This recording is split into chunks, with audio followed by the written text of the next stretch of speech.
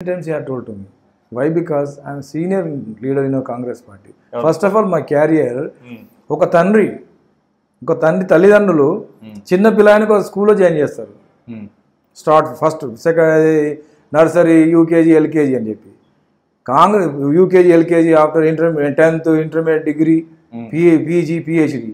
నేను అదేవిధంగా నేను నా ఎడ్యుకేషన్లో 1987 that time I'm 10th class.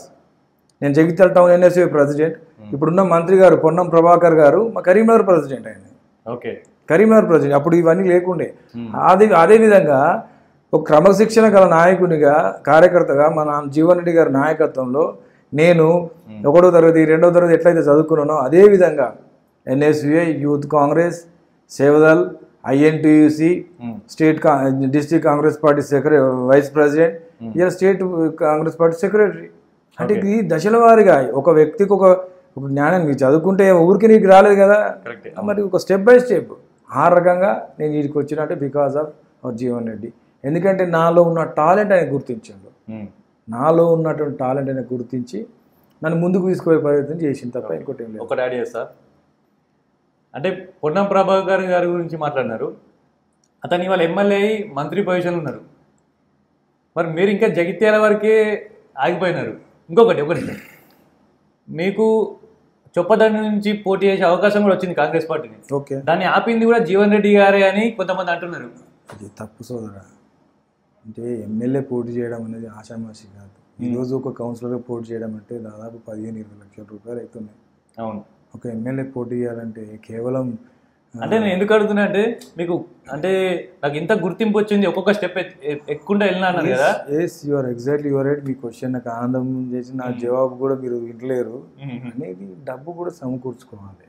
Okay okay, నా చిన్న ఫ్యామిలీ, చిన్న రైతు కుటుంబం, రైతు కూలి కుటుంబం. మా నాన్న యాక్చువల్గా మన బలవంతపురం మలయాళ మండలం. మా నాన్న మా ఎడ్యుకేషన్ కొరకు జగిత్యాల తేవడం జరిగింది. నేను ఆ స్థాయికి పోయినా కాదని అంటలేను. ఆ స్థాయికి పోయినా ఆ స్థాయికి తీసుకెళ్ళినటువంటి వారు కూడా జీవన్ రెడ్డి గారే. అయినా అక్కడ ఆర్థికమైన సమస్యలు ఉంటాయి, అన్ని ప్రాబ్లం ఉంటాయి. తను ఇక్కడ పోటీ చేస్తున్నాడు, మళ్ళీ అక్కడికి 6 మండలాలు. ఇవి మనకు 5 మండలాలు 4 మండలాలు ఉండేవి అప్పుడు. 6 మండలాలు బోయినపల్లి అటు, చొప్పదండి ఇటు, రామాడు ఇవన్నీ ఉండేవి. అంటే ఆయన ఉద్దేశం ఏంటంటే ఇస్తే న్యాయం చేయాలి. బండా శంకర్ అనే వ్యక్తికి టికెట్ ఇస్తే న్యాయం చేయాలి. అవును, న్యాయం చేయాలంటే ఇటు అటు పోవడం కష్టమవుతుంది ఉద్దేశంతో తప్ప ఒకటి.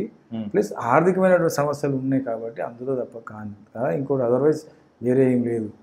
నన్ను చాలా ఎంకరేజ్, రాజశేఖర రెడ్డి సీఎంగా ఉన్నప్పుడు నన్ను ఎంకరేజ్ చేసేది, ఇంకా రేవంత్ రెడ్డి గారు ఉన్నప్పుడు కూడా ఎంకరేజ్ చేసేది ఉన్నది. రేపు మన కోర్టుల ఫస్ట్కు బహిరంగ సభ ఉన్నది. ఎంకరేజ్ చేస్తేనే నేను ఈ స్థాయిలో ఉన్నా. ఇంకోటి అదృష్టం అనేది కూడా ఉండాలి. ఎంత కష్టపడ్డప్పటికీ కూడా అదృష్టం అనేది ఉండాలి. అదృష్టం లేకపోతే వి కాంట్ డూ ఎనీథింగ్. భగవంతుడు కర్మ ఫలితం పోయి కర్మ ఏ జన్మలో ఏం కాదు, కర్మ ఫలితం ఉంటారు. ఒక్కొక్క వాళ్ళు ఉంటారు అదృష్టం, టక్కన పొద్దున వస్తారు సాయంత్రంకి అయిపోతారు. అది వాళ్ళ అదృష్టం. సో నాకు ఇక్కడ I'm very satisfied. Why? Because 1985లో కాంగ్రెస్ పార్టీ ఫౌండేషన్ డే అయింది. 140 సంవత్సరాల చరిత్ర గల పార్టీకి నేను ఒక పిల్లర్ అయిన జగిత్యాల పట్టణంలో. Proudly I'm saying I'm great person. పార్టీకి సేవ ఏం ఆశించకుండా పార్టీకి సేవ చేయడం అనేది చాలా గొప్ప విషయం. ఈ రోజులలో పార్టీలలో నాకు పొద్దున్న జాయిన్ అయితే సాయంత్రం నాకు టికెట్ కావాలి, అది కావాలని పంచాయతీలు పెట్టేటువంటి నాయకులు అట్లా కాదు. నాది ఏంటంటే పార్టీ ఎస్టాబ్లిష్ ఉండాలి. ప్రపంచంలో ఇంత చరిత్ర గల పార్టీ ఎక్కడ లేదు. ఆ పార్టీని కాపాడాలి. దానివల్ల కాపాడితే దానివల్ల నాలాంటి వాళ్ళు ఎంతో లీస్ట్గా ఉన్నటువంటి వాళ్ళు కూడా ప్రజల మధ్యలోకి వచ్చేటువంటి అవకాశం ఉన్నది. స్వతంత్రం ఊరికే రాలే మనకు. 200-400 సంవత్సరాలు మనం పోరాటం చేసి స్వతంత్రం వచ్చింది. ప్రజాస్వామ్యం కూడా చిన్న అట్టడుగు స్థాయి అయినటువంటి వాడు ఒక స్థాయి ముఖ్యమంత్రి కావాలి, ప్రధానమంత్రి కావాలి. ఆ స్థాయికి వచ్చినప్పుడే ప్రజాస్వామ్యం వర్ధిల్లుతుంటుంది. అందుకోసమే నేను ఆ కోవకు చెందినటువంటి వ్యక్తి అంత పెద్ద పార్టీకి నా సేవ చేయడం, నిజంగా జీవన్ రెడ్డి గారి నాయకత్వం సేవ చేయడం చాలా అదృష్టంగా భావిస్తాను. Is a very popular man. సరే అనుకున్నాను ఆయన సీఎం అంటే అర్హత కూడా ఉన్నది. బట్ ఈ కుడ్ నాట్ గెట్ దట్. దానికి ఏం చేస్తాం? రేవంత్ రెడ్డి గారికి అదృష్టం ఉంది, మంచి ఫైటర్, అదృష్టం ఉంది, దానికి ఏం చేయగలుగుతాం. ఓకే, మీరు ఎప్పుడు జాయిన్ అయినారు కాంగ్రెస్ పార్టీలో? 1987. సో ఈ 1987 నుంచి now 2024 you are working under Congress party and Jeevan Reddy గారు. 100%. సో జీవన్ రెడ్డి గారు it's a time for retirement. So అంటే సరే ఇంకా పోటీ చేస్తున్నారు, సో ఆల్మోస్ట్ దగ్గరకు వచ్చింది రిటైర్మెంట్కి.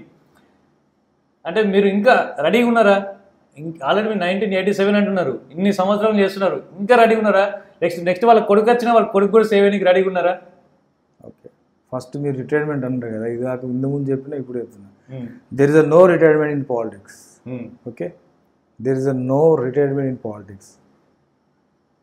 అంటే అక్కడ వరకు కుర్చీలో మీరు ఉండాలని లేదా మీకు? అట్లా అరే అవకాశం వస్తే వస్తుంది భయ్, ఏముందల్లా అవకాశం వస్తే వస్తుంది. రిటైర్మెంట్ అనేది జీవన్ రెడ్డి గారికి లేదు. అప్ టు 100 years వరకు కూడా, అంటే ఆయన మనసులో కుతూహలం ఉన్నది, సేవ చేయాలని తపన ఉన్నట్టు వ్యక్తి. Not only Jeevan Reddy sir, ఎవరైనా ఇప్పటికి కూడా మనసులో చూడడానికి విమర్శ చేయడానికి కొరకు ఈ యొక్క ఆయుధంగా మలుచుకుంటారు ప్రజలు తప్ప.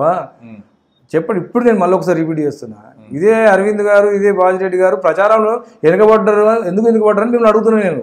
పడ్డారు ఖచ్చితంగా. ఎందుకు పడ్డారు? వాళ్ళు యూతే కదా. ఇంకా అరవింద్ అయితే ఉరకగలుగుతాడు, నడవగలుగుతాడు, పంచులు వేయగలుగుతారు. చాలా మంది కూడా అంటున్నారు ఈ వయసులో అసలు ఇంత చేయగలుగుతారు. 72 years లో కూడా ఆయన ఉన్నాడంటే ఆయనకి ఏంటంటే రిటైర్మెంట్. ఎందుకంటే రిటైర్మెంట్ ఏం చేసిండు? ఇదే మళ్ళీ రేవంత్ రెడ్డి సారీ అరవింద్ గారు వస్తే ఏం చేసిండు? షుగర్ ఫ్యాక్టరీ 5 రోజుల్లో తెరిపిస్తాడు. 5 రోజులు అంటే 5 సంవత్సరాలు కావచ్చు అనుకుంటా. పసుపు కూడా తెస్తాడు. అది ఇప్పటికి కూడా దానికి అసలు ఏం లేదు, దానికి దిక్కుమాలి లేదు. ఒక లెటర్ తీసుకొచ్చి పెట్టిన తప్ప ఆయనకి ఎక్కడ స్పేస్ ఏందని తెలియదు. పసుపు ఇప్పుడు 20,000 ఉందని. 20,000 ఉన్నది. ఎగ్జాక్ట్ మంచి క్వశ్చన్ అడిగింది. 20,000 ఎట్లుందంటే బై సాబ్, విస్తీర్ణం తగ్గింది. ఇప్పుడు పసుపు ప్రొడక్షన్ తగ్గింది. పసుపు ప్రొడక్షన్ తగ్గిన తర్వాత షార్టేజ్ ఉన్నప్పుడు రేట్ పెరుగుతుంది ఆటోమేటిక్గా. అది 20,000 అరవింద్ కాదు కారణం కాదు, విస్తీర్ణత తగ్గింది. ఎగ్జాక్ట్ నాకు ఐడియా లేదు, ఇది కూడా మా సారే చెప్పిండు. ఎగ్జాక్ట్ నాకు ఐడియా లేదు. విస్తీర్ణం తగ్గింది భయ్. విస్తీర్ణం తగ్గిన తర్వాత ఉన్నటువంటి పసుపు డిమాండ్ ఉండదా? 20,000 కాదు భయ్, 40,000 పోతుంది. అది నా క్రెడిట్ అంటున్నావు. సరే, ఇది నీ క్రెడిట్ అంటున్నావు కదా, మరి షుగర్ ఫ్యాక్టరీ ఎందుకు తెరిపియాలి? మరి దాని గురించి ఏంది ఒకటి. ఇంకో ఆయనే అంటాడు, దేశంలో 66 షుగర్ ఫ్యాక్టరీలు తెరిపించిన అంటాడు ఆయన. దేశంలో నేనంటున్నా మీ ద్వారా, మీ ఛానల్ ద్వారా, దేశంలో 66 షుగర్ ఫ్యాక్టరీ తెరిపించిన వ్యక్తివి నువ్వు. మరి నిజామాబాద్ NSF ఎందుకు తెరిపియలే? ముత్యంపేట షుగర్ ఫ్యాక్టరీ ఎందుకు తెరిపియలే? అంటే దేశంలో ఇవి లేవా? ఇవి వేరే దేశంలో ఉన్నాయా? ఇది నాన్ సెన్స్.